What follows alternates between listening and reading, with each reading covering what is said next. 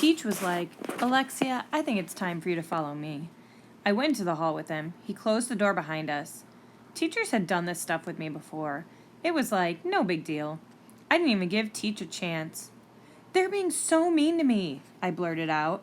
They won't let me do anything. Jessica thinks like she's the boss. But this is where Teach was different again. Wrong, he said. Just stop. But he put both hands up. Just stop, he said. I was quiet. He looked right at me. You're lying, and I don't like liars, he said. You're being mean, and I don't like mean people. I felt real tears coming. I didn't want to cry, not for real. I squeezed my teeth together and scrunched my eyes. I held my purse hard with both hands. You're acting like the meanest girl I've ever seen, he said. I couldn't help it. The tears came. I was really upset. I looked down at the floor. I'm not being unreasonable, Lexi. I was like, yes, you are, but I didn't say anything. I'm telling you the truth, and sometimes the truth can hurt. I kept my head down. I pulled a tissue from my purse and wiped my eyes.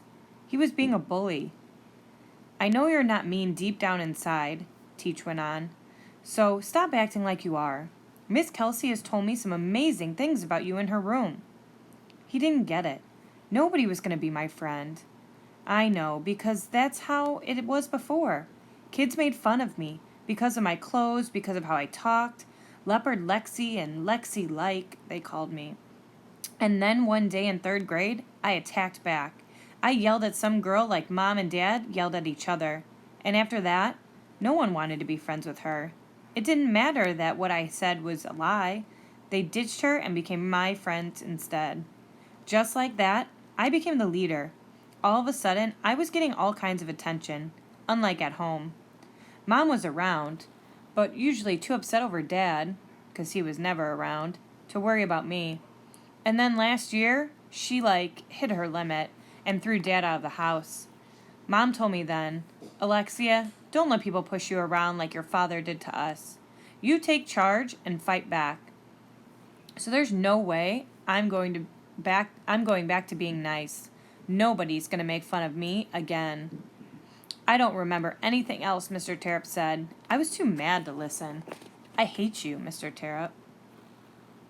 Jeffrey, the slacker. Did it help? I asked Jessica one day in our Ramadan group. We were just doing some research on the computer. What? She asked.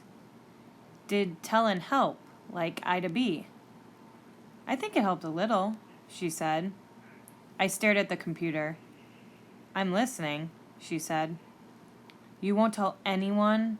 I said. I won't tell, she said. Promise. 'Cause nobody knows any of this. I just moved here last year, halfway through the school year, and nobody knows anything about me. I won't tell, she said again. I'm not sure why I believed her, but for the first time ever, I told someone my secret. My brother's name was Michael. The football cards were his. He was older than me. He had Down syndrome and leukemia and was real sick, so my parents had me in order to save him. I could feel Jessica looking at me after telling her that last part, but I kept staring at the computer. They gave Michael my stem cells, special cells that can turn into anything else in your body, hoping that they would become what Michael needed. It worked for a while, but then he got sick again. He was in and out of the hospital, a lot. So that's how I learned about kids with special needs. I stopped. The computer was quiet. Jessica hadn't pushed anything on the keyboard. She was listening. Then, the summer before 4th grade, I gave my bone marrow to Michael. It was his last chance. Everything else had failed. I stopped again. My throat was tightening around the lump in it. It was going to be hard to tell the rest. What happened? Jessica said. It worked, but not fast enough. Michael got sick before his body could fight the cancer off. I didn't save him. The screensaver bounced around. I stared at it. Then Jessica said something no one has ever said to me before. It's not your fault, Jeffrey. I got up and walked to the bathroom. I had to. Anna, the shy one. I never had a teacher stick up for me before. I'd get picked on and made fun of, and my teachers never did anything. Maybe because I never did anything either. I didn't cry or get upset. I just stayed quiet. Maybe it seemed like it didn't bother me, but no one's got skin that thick. Mr. Terup did something. I loved him for that. He wasn't real happy about it, though. He wanted us to do the sticking up for each other. I didn't know if I could do that. But with Jessica and Danielle by my side, I knew I'd try. Mr. Terup was right about that. Things were much easier in our group after the whole Alexia incident. She came back quiet and remained quiet for the rest of the day, and every day after that. I knew she was feeling bad. A lot of girls had felt the same way because of her, so I figured it was only fair. But it bothered me too.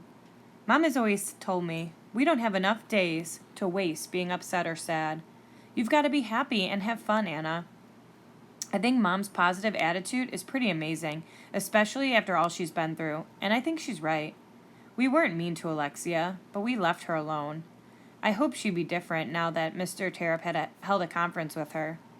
During the time we worked on our center, I found the courage to do something hadn't ever done before. One day during recess, while doing some stick stretching in the dirt, I took a deep breath and plunged ahead. Excuse me, guys. Would you guys like to come over to my... Ooh, sorry. Would you guys like to come over to my house for a play date? I asked Jessica and Danielle. Jessica looked up. I'd love to, she said. She glanced at Danielle, who kept her head down and continued stretching. Danielle's really good at drawing, so I thought maybe she just wanted to finish her sketch. Snap. Her stick broke in half.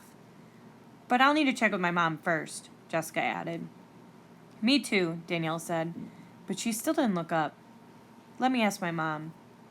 You don't have to come over if you don't want to, I said to Danielle. No, I want to, she said, looking right at me this time. I believed her.